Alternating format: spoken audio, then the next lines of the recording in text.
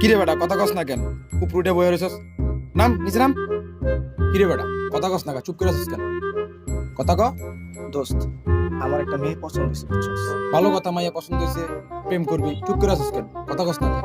কিন্তু মেয়ের নাম্বারটা অনেক কষ্ট ম্যানেজ করছি। এনে বইয়া থেকে অনেকবার মিস কল দিছি, কিন্তু কোনো সারা শব্দ না বুঝছস। মিস করলে কিন্তু সারা শব্দ পাবি না। তুই ওরা কল দে। কল দিলে যদি রিয়াকশন করে দোস্ত। আরে তুই কি চিন্তা করস? তুই ওরা ফোন দে, আমি তো আছি তোর লগে।